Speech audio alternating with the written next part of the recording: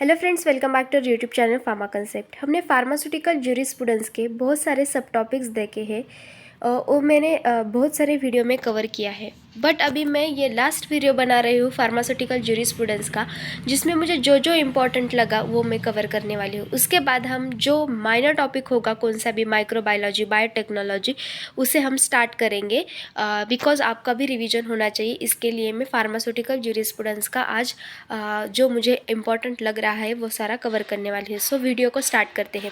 सो pharmaceutical jurisprudence में हमने last lecture में देखा था कि ड्रग्स एंड कॉस्मेटिक एक्ट जो है उसमें PCI and state pharmacy council का कॉन्स्टिट्यूशन क्या होता है। उसके बाद डीएनसी एक्ट में जो इंपॉर्टेंट आता है that is administration.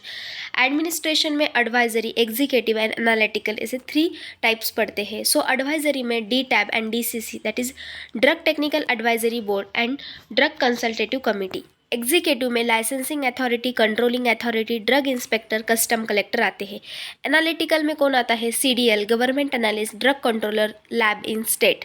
Okay, so आपको क्वेश्चन किस टाइप से यहाँ से पूछा जाता है कि डीएनसी एक्ट के एडवाइजरी बॉडीज़ कौन से हैं। सो एडवाइजरी बॉडी कौन से है? डी टैब और डीसीसी है। उसके बाद आपको ये भी पूछा जा सकता है ड्रग इंस्पेक्टर कौन सी बॉडी है। So drug inspector is executive. Okay, उसके बाद देखो डीसीसी एक एडवाइजरी होती है, वो किसको एडवाइस करती है? वो स्टेट गवर्नमेंट को करती है, सेंट्रल गवर्नमेंट को करती है। कौन किसे एडवाइस करता है उस पर भी क्वेश्चन पूछा जाता है। और डी टैब और डीसीसी है उसे हमें डीपली देखना है बिकॉज उसमें से क्वेश्चन लास्ट टाइम भी आया था कि डी टैब का nominated, elected and ex officio total कितने मेंबर होते हैं। सो हमें ये देखेंगे। सो पहले हम देखते हैं डी टैब। डी टैब का फुल फॉर्म क्या है? Drug technical advisory board. ये कब इस्टेब्लिश हुआ था? 1941। ड्रग एंड कॉस्मेटिक एक्ट कब आया था? 1940। और डी टैब कब कॉन्स्टिट्यूट हुआ था? 1941। और ड्रग एंड कॉस्मेटिक एक्ट के रूल कब आए थे? 1945। देखो अब ये 1941 हो गया। उसके बाद देखो डी टैब जो है वो किसे एडवाइस करता है? ये it's most IMP question. D tab है वो किसे एडवाइस करता है? स्टेट गवर्नमेंट को एंड सेंट्रल गवर्नमेंट के, दोनों को एडवाइस करने का काम किसका है? डी टैब का है। उसके बाद देखो डी टैब का कॉन्स्टिट्यूशन मीन्स मेंबर कितने होते हैं। So elected, nominated and ex officio. Elected 5 होते हैं, नॉमिनेटेड 5 होते हैं और ex officio 8, means total 18 member होते हैं किसके? डी टैब पर। ये क्वेश्चन बहुत टाइम एग्जाम में आया है। उसके बाद देखो डीसीसी। डीसीसी का फुल फॉर्म क्या है? Drug consultative committee. Drug consultative committee जो है वो किसे एडवाइस करती है? It advice central government, state government and D tab. Means देखो डी टैब किस 2 चीज़ों को एडवाइस कर रहा था? स्टेट और सेंट्रल गवर्नमेंट को। बट डीसीसी जो है वो डी टैब को भी एडवाइस करता है। ये क्वेश्चन भी एग्जाम में बहुत टाइम आया है। उसके बाद देखो ये तो हो गया वहाँ का important drug and cosmetic act. उसके बाद देखो ये यहाँ से भी क्वेश्चन आता है एक, कौन सी लैब कहाँ है। सो देखो पाश्चर इंस्टीट्यूट ऑफ इंडिया जो है वो कहाँ है? कन्नौर पर है। ICMR that is Indian council of medical research that is which is located इन मुंबई, परेल। उसके बाद देखो नेशनल इंस्टीट्यूट ऑफ बायोलॉजी कहाँ है? नोएडा पर है। इंडियन वेटरनरी रिसर्च इंस्टीट्यूट कहाँ है? इज्जत नगर, मुक्तेश्वर। उसके बाद सेंट्रल रिसर्च लेबोरेटरी कहाँ है? कसौली में है। उसके बाद सेंट्रल ड्रग टेस्टिंग लेबोरेटरी कहाँ है? ठाणे। ये कंफ्यूजिंग क्वेश्चन है थोड़ा सा कि central drug testing laboratory and central research lab and central drug testing lab. Drug testing कहाँ पर होती है? ठाणे में होती है। और सेंट्रल रिसर्च कहाँ पे होता है? कसौली में होता है। ये चीज़ आपको थोड़ा याद करना है। Then national institute of virology which is located in Pune. उसके बाद देखो ये डेफिनेशन भी एग्जाम में आती है कि ऊपर डेफिनेशन दी होती है और आपको वो देखना है कौन सी डेफिनेशन है। मिस ब्रांडेड, अडल्ट्रेटेड और स्पूरियस, तीनों में से कौन सी है। सो मैं ट्रिक बताती हूँ। मिस ब्रांडेड की आपको जब डेफिनेशन करनी होगी ना तो उस टाइम क्या याद रखने का? मिस जो है वो ब्रांडेड कपड़े पहनकर अपने फेस पर कलर, कोट और पाउडर लगा रही थी। मीन्स किसी भी डेफिनेशन में if it is so colour, coated, powder और पॉलिश ये वर्ड दिखे तो आपको टिक क्या लगाना है? वो कौन सी डेफिनेशन होगी? मिस ब्रांडेड की होगी। उसके बाद देखो अडल्ट्रेटेड के डेफिनेशन में आपको क्या चीज़ें देखनी? अडल्ट लोग क्या पढ़ते हैं? ट्रिक बताई है पीडीएफ। पीडीएफ से क्या हुआ? Put right, fill the and decompose. Means आपको किसी डेफिनेशन में it is full the, pit right, decompose ऐसे वर्ड दिख गए तो आपको किसे टिक लगाना है? अडल्ट्रेटेड पर। और लास्ट जो है वो दोनों की ट्रिक बनाई तो ये याद हो जाएगा।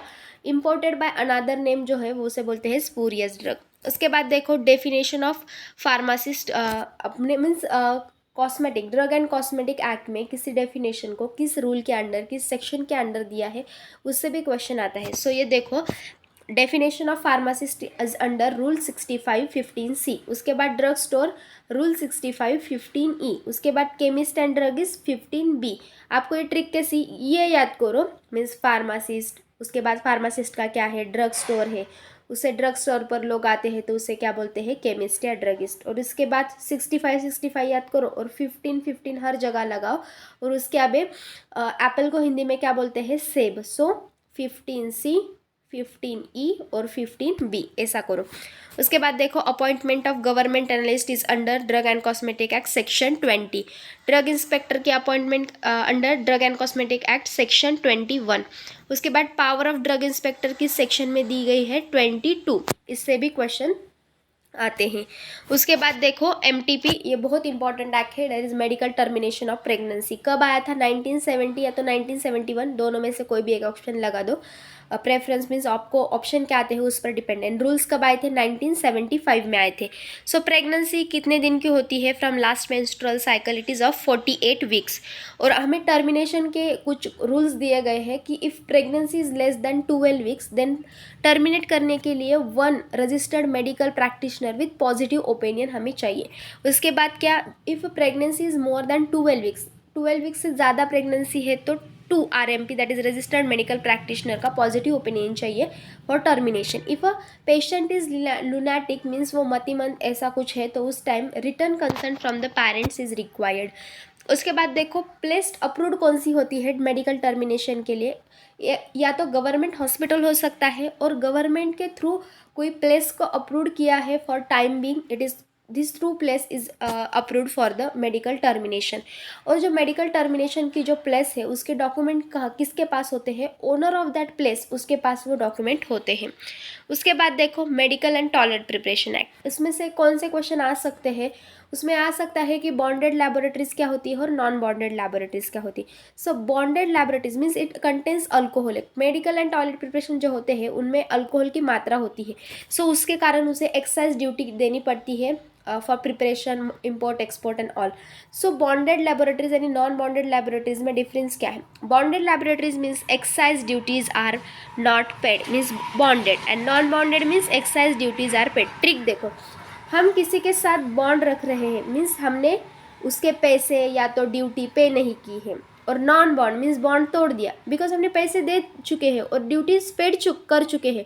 सो एक्साइज ड्यूटी पेड है मतलब नॉन बॉन्डेड, बॉन्ड तोड़कर एक्साइज ड्यूटी दे चुके हैं। और बॉन्डेड मीन्स अभी तक पैसा नहीं दिया, इसके कारण हमने उनसे साथ बॉन्ड रखा है। So excise duties are not paid means bonded, excise duties are paid means non bonded. Denatured spirit means क्या होता है, unfit for human use. Unfit for human use कहाँ दिखा डेफिनेशन में, सो किसकी डेफिनेशन होगी, डीनेचर्ड स्पिरिट की। सो आपको फार्मास्यूटिकल ज्यूरिस्प्रूडेंस में मोस्टली क्या करना है, शेड्यूल्स तो 100% एक तो आना है मीन्स शेड्यूल्स को स्किप नहीं करना। उसके बाद फॉर्म्स नंबर जो है उसे स्किप नहीं करना है, फॉर्म नंबर। उसके बाद ड्रग्स एंड कॉस्मेटिक एक्ट जो है उसमें मेंबर्स, एडमिनिस्ट्रेशन, वो चीज़ें करनी है। उसके बाद आपको क्या करना है, MTP। उसके बाद कौन सा एक्ट किस ईयर में आया था, ईयर्स करने हैं। उसके बाद लैबोरेटरीज करनी है और छोटे छोटे पॉइंट्स जो है वो भी करने हैं, like medical termination of pregnancy act. उसके बाद आपको pharmacopoeia and its edition is very important.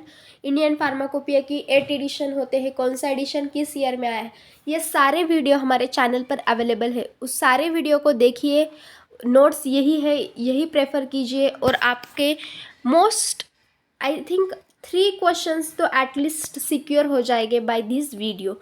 So means आपके 10 to 12 मार्क्स स्कोर हो जाएंगे, निगेटिव मार्किंग में भी चले गए तो। So I think it will really helpful for you. And channel पर नए हो तो चैनल को सब्सक्राइब कीजिए, बिकॉज मैं चैनल थ्रू क्या करती हूँ, रोज़ एक PDF आपके साथ शेयर करती हूँ।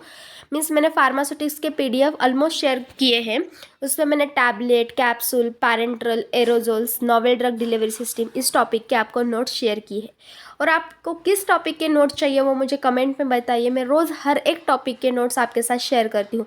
मेरा चैनल का यही एम है कि आपको थोड़ी भी हेल्प हो जाए आपके प्रिपरेशन के लिए, आपके 5-10 मार्क्स बढ़ रहे हैं तो मेरे लिए बहुत अच्छी चीज़ है, मीन्स मुझे सेटिस्फैक्शन मिलेगा इस चैनल के through. So thank you for watching the video, धन्यवाद।